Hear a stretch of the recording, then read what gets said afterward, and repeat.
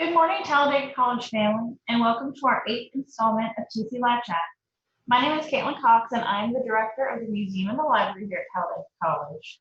Mr. Byers was unable to be with us this week, so I hope you enjoy our TC Live Chat without Mr. Byers, the director of student retention. TC Live Chat is a weekly platform designed to provide valuable information and support for our students, as well as offer opportunities for students to engage with various members of the college community and online. Please be sure to click on the link at the bottom of this slide and visit the Student Success Center's new website. During the presentation, you may use the chat function and your questions will be answered at the end of the presentation. Today, our primary focus is to help everyone stay informed and connected with the college during this COVID-19 pandemic. We will share information regarding mental health awareness, internship opportunities, employment opportunities, library resources, counseling resources, and COVID-19 information. As we move forward today's presentation, we would like to share a motivational quote with you that Mr. Byers ran across recently and hope that this may inspire each of you. Don't be afraid of fear because it sharpens you, it challenges you, it makes you stronger. And when you run away from fear, you also run away from opportunity to be your best possible self. Like by Ed Helms, an actor. Today, I am joined by Mr. Victor Varela and Mr. Michael Brown, the Director of Wellness, Counseling, and ADA Services. We will all be sharing some very valuable information with you. Thank you, everybody, for agreeing to come today.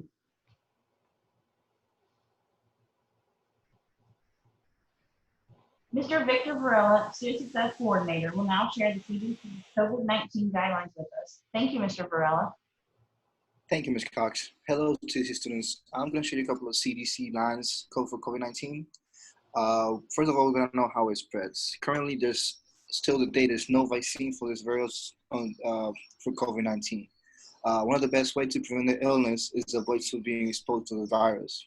How we avoid to being exposed to the virus? We need to maintain distance with another person, about within 6 feet distance.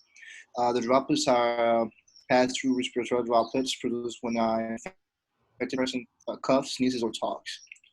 These droplets can land in the mouth or noses of people who are nearby and possibly be injured by the lungs. Some recent studies have suggested that the COVID-19 might be spread by people who are not showing symptoms. So asymptomatic people are the ones who most will be the ones who most translate this virus.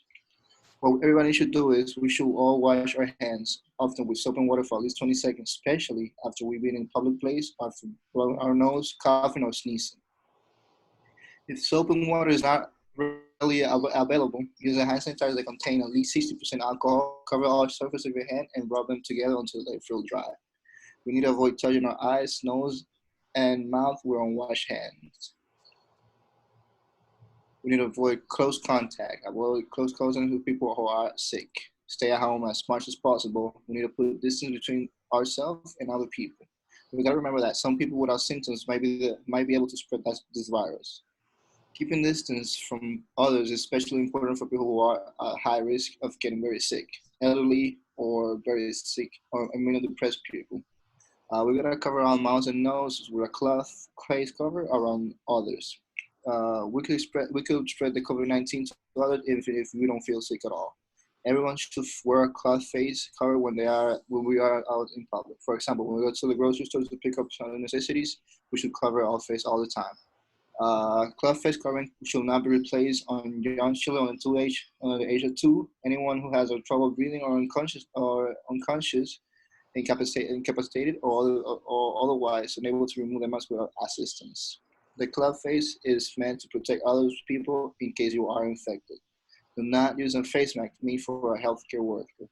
And we need to continue to keep about 6 feet distance from yourself and others. The cloth face cover is not a substitute for social distancing.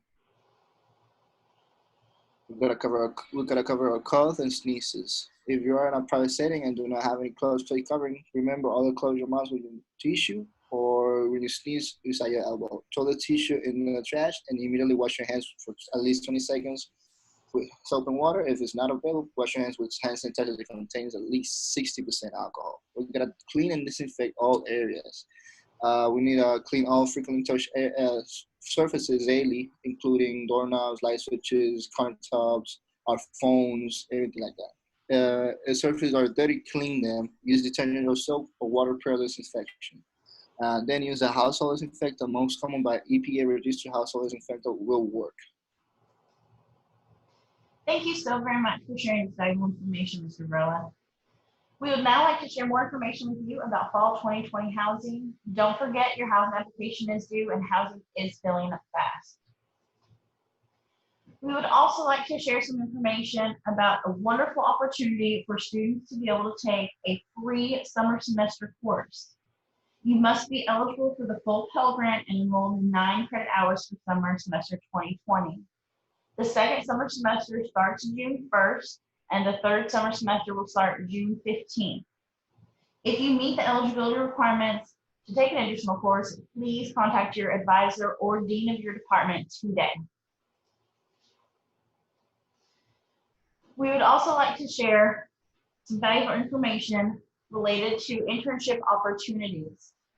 These are all connected to links and will be available via the Student Success website. I will now scroll through the different internship opportunities for the summer.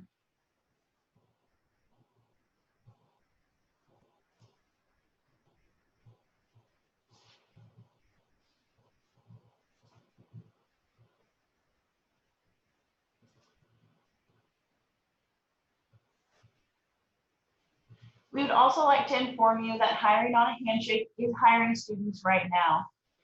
The link updates every single day, every single week with information on new companies that will hire. If you have any questions or concerns, please contact Career Pathways, Ms. Gator or Ms. Lawrence.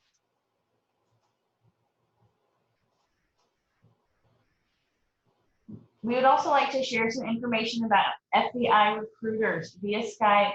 You can receive an overview of the FBI career opportunities and an open platform to ask questions. Please know that they will not be accepting resumes at this time. This is just an information session. This session will occur on June 24th from 1 p.m. to 3 p.m. If you are interested, or if you might even consider being interested, please go to that link and enter your name and email address, and you will receive the Skype information. We also wanted to inform you about IT services that are available to you. Our IT department is collaborating with Black Belt Help. There is a number for you. It is 24/7 IT support. They can help you with your MyTalladega, your email, your computers. So please call them if you need any help. Our IT department is still available for you Monday through Thursday, 8 a.m. to 4 p.m. Cengage is also available for you 24/7. If you are having any issues with your Cengage, if you're able to get into your MindTech class and then suddenly you're not, please contact Cengage. They are there to assist you.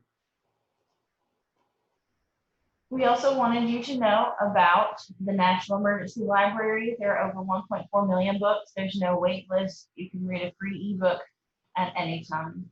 They are subject-specific books, nonfiction, but there are also fiction books available for you.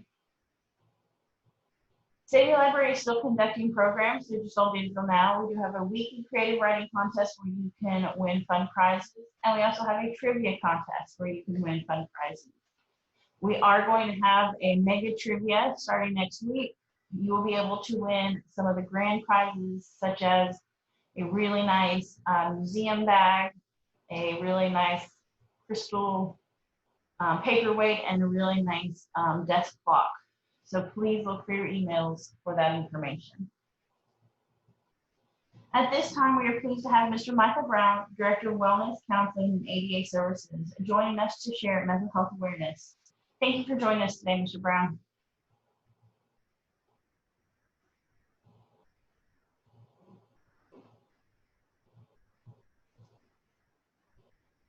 Mr. Brown?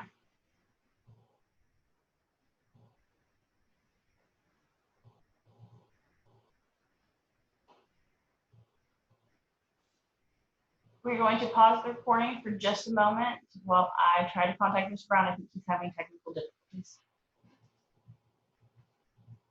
Recording. All right. May is Mental Health Awareness Month. We care about you and we want to give you some information on taking care of your mental health.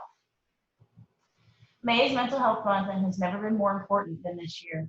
Just weeks ago, we had no idea that all our worlds were going to be turned upside down by the coronavirus, or that the associated worry, isolation, loneliness, and anxiety would be something that literally everyone would experience.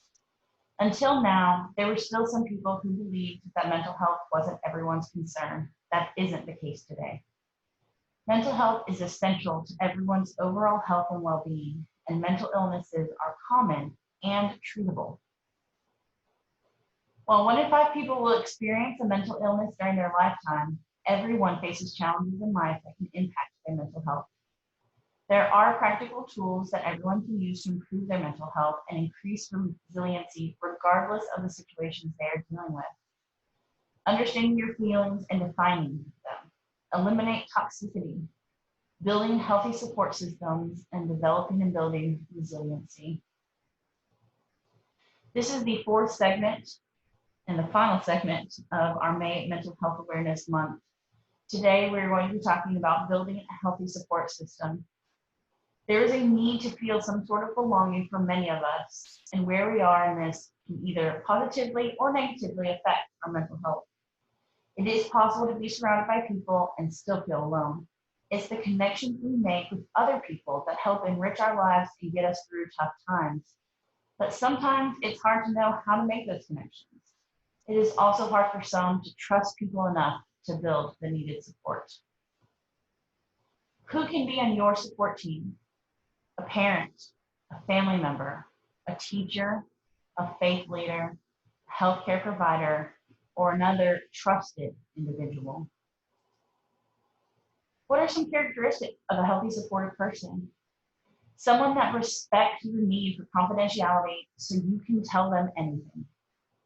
They let you freely express your feelings and emotions, and they don't judge, tease, or criticize you. They work with you to figure out what to do the next time a difficult situation arises. They give good advice when you want and ask for it. They assist you in taking action that will help you. They allow you the space to change, grow, make decisions, and sometimes even make mistakes. They listen to you and they share with you, both good and bad. And they always have your best interest in mind. So what does a healthy relationship look like? It's mutual respect, trust, honesty, support, fairness and equality, separate identities, good communication, and a sense of playfulness or fondness. Not all connections have to be done in person. While spending some time face-to-face helps create the strongest relationships, phone calls, text messaging, emails, and video chats can maintain friendship when distance or time constraints get in the way of hanging out. Accept invitations. If someone asks you to go somewhere and do something with them, accept their invitation. When you turn people down over and over again, they may stop inviting you. It may not be your favorite activity or place, but you can use that time to build your friendship and suggest things that you may like better for the next time you get together.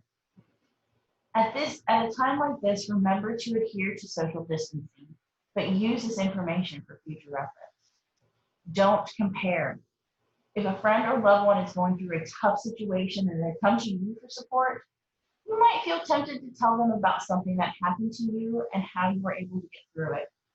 It's okay to share about similar experiences, but be careful not to compare because it can make someone feel like their pain isn't valid. For instance, if you're telling them about a breakup, don't mention how it was so easy for you to get over yours. Use shared experiences as a topic of conversation. Use your current situation as a topic to talk about. Maybe you're stuck waiting in a long line, or you notice someone's wearing a shirt from the place you've been. Hometown sports, local news and events, or even the weather can get a conversation going.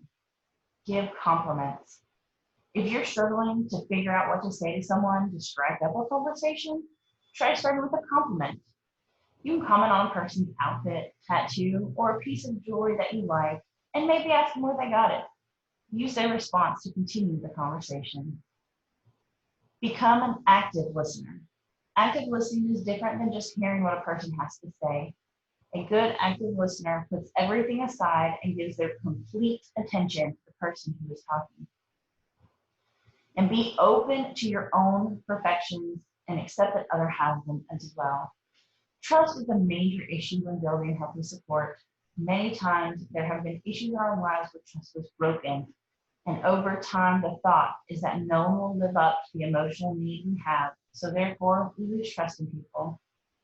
This idea that everyone that we come in contact with has to live up to this perfect idea of a person that is supportive is unfair and irrational.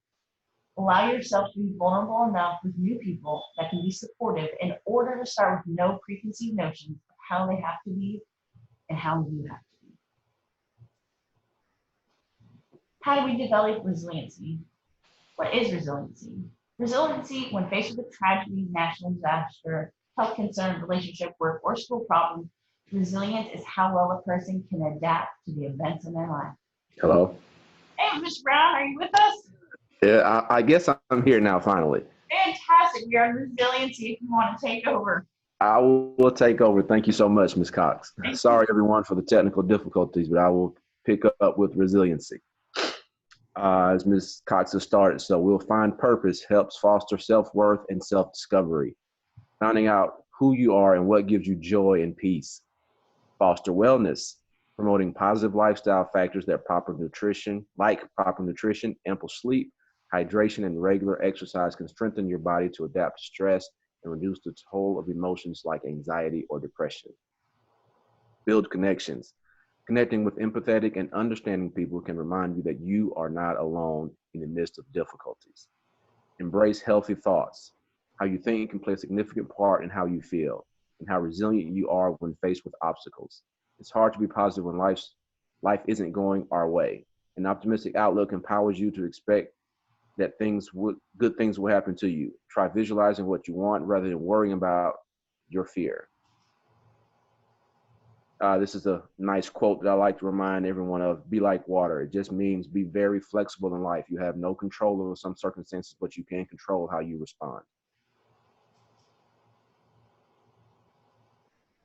While 1 in 5 people will experience mental illness during their lifetime, everyone faces challenges in life that can impact their mental health. If you would like to see where you stand or are interested in mental health assessment, take a mental health screen at mhascreening.org. It's a quick, free, private way to assess your mental health and recognize signs of mental health problems. If you'd like to process this screen or work further past this screen, please visit the counseling office here on campus. Some nice quotes also added. Turn your wounds into wisdom. This was by Oprah Winfrey. And a statement by J. Cole. I'd rather be happy being myself than sad trying to please everyone else. Also by Kid Cudi. I simply am a damaged human swimming in a pool of emotions. Every day of my life, there's a raging violent storm inside of my heart at all times. I don't know what peace feels like. I don't know how to relax. Learn to take a deep breath, relax, and find peace. Build support, stability, and trust. Mental Health Awareness Series conclusion. I wanted to add this so that we could wrap this up and have some great information. So mental health includes our emotional, psychological, and social well-being. Common mental health disorders are anxiety disorder, which are panic attacks, PTSD, and generalized anxiety. Mood disorders, depression and bipolar 1 and bipolar 2. And some substance-related disorders. Triggers for mental conditions are biological factors that can be triggers: genetics, prenatal damage, substance abuse. Psychological factors are severe psychological trauma suffered as a child, emotional, physical, or sexual in nature, or neglect. Environmental factors are death or divorce, dysfunctional family life. Common ways you can improve your mental health. This is very important. Tell yourself something positive. Try this every day, certain time in the morning, in the evenings, or at night, or try all of the above. Write down something that you are grateful for. Remind yourself of the good in life. Exercise regularly. Actually work up a sweat. Let your body detox, get that energy out. Eat a good, healthy meal. not just the food that's available. Try to find a healthy meal to eat. Improve sleep quality. Go to sleep at the same time. Turn your air down to a certain temperature. Get your body nice and relaxed. A bath, a warm bath, however you need to do it. Try to get good sleep quality. And talk to someone and open up. Find someone that you can trust to share your inner thoughts with without worry of being judged.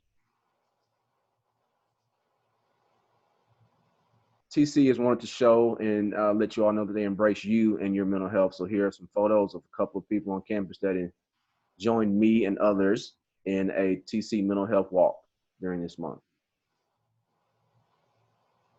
The Mental Health Awareness Series has covered an introduction to mental health, feelings and emotions, traits of toxic people and what is toxic energy, and building a healthy support system.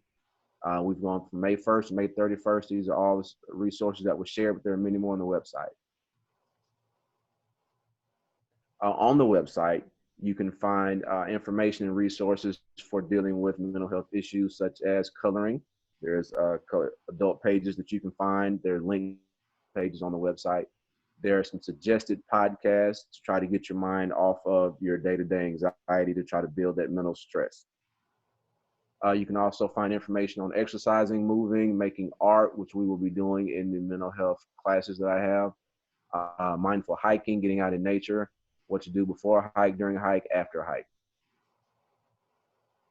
There's also PowerPoint slides on job seeking and emotional well-being, how that struggle can get to everyone, how to overcome it, and what college students can do when going back home. We all know today's transition for college has been different, so there's slides for that. Thank you so very much for sharing this very important information and relevant information with us today, Mr. Brown. I would like to thank everyone for joining our live chat today. If you have any additional inquiries after this live chat, please submit them to the Student Success email link above. Also, if you have any academic, technical, or mental wellness concerns or inquiries, please click on the virtual assistant request form link above.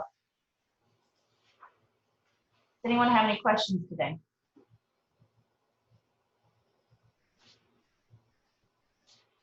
Please be sure to give us your feedback by taking our brief survey on the link above. Shortly after this presentation is over, you may review it on the Student Success Center website by clicking on the TC Live Chat tab and clicking on today's date. Thank you for joining us today, and please enjoy the remainder of your weekend and stay safe.